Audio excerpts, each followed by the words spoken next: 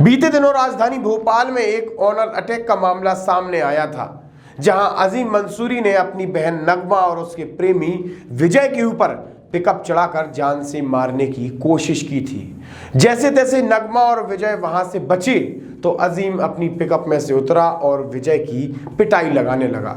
पिटाई इस हद तक थी कि विजय के मुंह में से खून आने लगा। आसपास की जनता ने उसे रोका।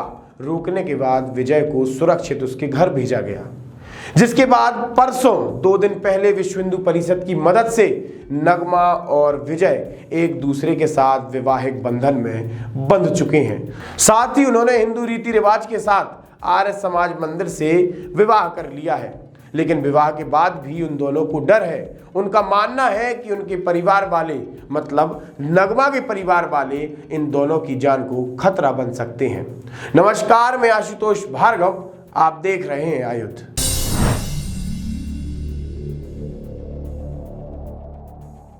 ग्वालियर से एक दिल दहला देने वाला लव जिहाद का मामला सामने आया है। पीड़िता ने अपने बयान में बताया कि मेरे साथ ना सिर्फ लव जिहाद किया गया, साथ ही मेरे पति के परिवार द्वारा मेरे ऊपर शारीरिक शोषण भी किया गया है। मेरे पति के छोटे भाइयों द्वारा मेरा बार बार बलात्कार किया गया है। साथ ही मेरी सास के द्वारा बाहर के लोगों से पैसे लेकर मुझे वेश्यावृत्ति के धंधे में धकेला जा रहा है। मामला ग्वालियर का है, जहां डबरा की रहने वाली पीड़िता 2 साल पहले ग्वालियर पहुंची थी, जहां उसकी मुलाकात राजू जाटव से हुई। राजू जाटव के साथ उसने घूमना फिरना शुरू किया। राजू जाटव ने पीड़िता के साथ शादी की, ना कि सिर्फ शादी की बल्कि मंदिर से जाकर हिंदू रीति रिवाज में शादी की। साथ ही एक फंक्शन भी किया जिसमें सारे लोग आए थे। लेकिन विदा होने के बाद जब पीड़िता अपने ससुराल पहुंची तब उसे पता लगा कि ये राजू नहीं, ये तो इमरान है। जैसे ही इमरान की असलियत का पता पीड़िता को पड़ा, कहानी पलट गई। साथ ही पीड़िता के साथ इमरान के छोटे भाई भी बार बार बलात्कार करने लगे। इसके बाद सास उसे शारीरिक और मानसिक प्रताड़ित करती थी। सास ने अपनी बहू को वेश्यावृत्ति के धंधे में धकेलना शुरू कर दिया, जिसके बाद उसका परिवार उसे धमकी देता था कि अगर तुमने इस बात को बाहर बताया तो तुम्हें जान से मार दिया जाएगा। जैसे तैसे पीड़िता बचते बचाते ट्रक में बैठकर पुलिस स्टेशन पहुंची। पुलिस स्टेशन जाकर उसने अपनी शिकायत दर्ज कराई, जिसके बाद मामला दर्ज हुआ। जिसके बाद जिला प्रशासन और पुलिस प्रशासन आरोपी के घर पहुंचा और आगे की कार्रवाई की। इसीलिए हम कहते हैं, वो आएंगे, वो बहलाएंगे, फुसलाएंगे, वो आपको इम्प्रेस करने की कोशिश करेंगे, वो आपको साथ ले जाएंगे, लेकिन आपको समझदार और सजग रहने की आवश्यकता है। पूरे देश में एक बार फिर से कोरोना को लेकर माहौल बनने लगा है।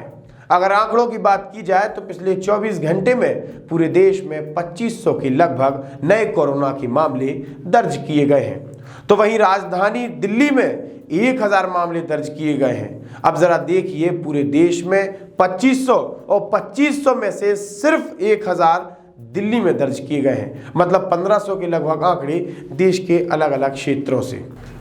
इसी के साथ कोरोना का नया वेरिएंट, जिसका नाम एक्स वेरिएंट है, वो भी लोगों की चिंता बढ़ा रहा है। तो वहीं अगर बात मध्य प्रदेश की जाए तो मध्य प्रदेश के शिवपुरी जिला कलेक्टर अक्षय कुमार सिंह एक बार फिर से कोरोना पॉजिटिव पाए गए हैं। इससे पहले पहली लहर में अक्षय कुमार सिंह कोरोना की चपेट में आ गए थे।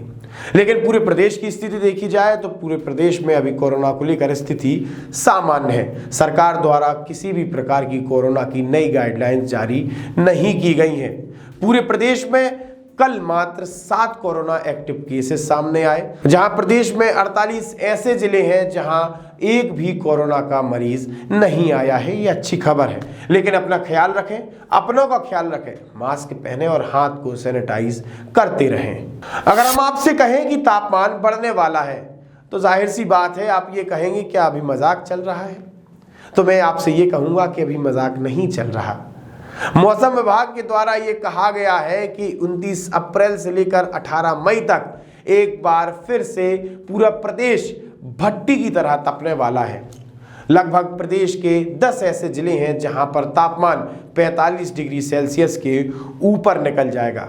खासतौर पर बुंदेलखंड और चंबल क्षेत्र में इस तरीके की स्थिति बन सकती है। तो वहीं अगर पचमढ़ी को छोड़ दिया जाए तो अभी हर जिले में लगभग 42 डिग्री सेल्सियस से ज़्यादा का तापमान दर्ज किया जा रहा है। अगर अब ज़रा अस्पतालों की तरफ रुख किया जाए तो अस्पतालों में अब डिहाइड्रेशन के मरीजों की संख्या बढ़ने लगी है। उल्टी दस्त के मरीज आने शुरू हो चुके हैं। डॉक्टर्स द्वारा ये सलाह दी जा रही है कि गर्मियों में अगर आवश्यकता हो तब ही धूप में बाहर निकलें, अगर नहीं है तो अपने घर में रहें, सुरक्षित रहें और पानी ज़्यादा से ज़्यादा पीते रहें और खाना समय पर खाती रहें।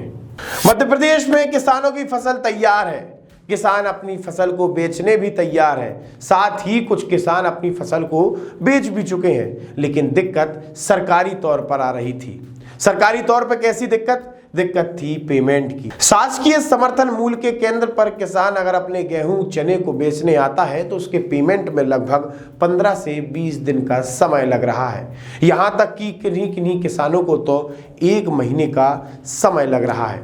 किसान का माल अच्छा है, किसान का उत्पाद अच्छा हुआ है, लेकिन पेमेंट में देरी है। मध्य प्रदेश के कृषि मंत्री कमल पटेल द्वारा ये निर्देश दिए गए हैं कि किसानों के खाते में अधिकतम 1 हफ्ते और 1 हफ्ते से कम में ही किसान की फसल की राशि पहुंच जानी चाहिए। अब देखना यह है कि किसान की राशि कितने समय तक उनके खातों में पहुंचती है। इसी प्रकार जुड़े रहिए हमसे, देखते रहिए खबरिया। आप हमारे चैनल को सब्सक्राइब कर सकते हैं, हमारे फेसबुक पेज को लाइक कर सकते हैं, साथ ही इंस्टाग्राम पर हमें फॉलो कर सकते हैं। धन्यवाद।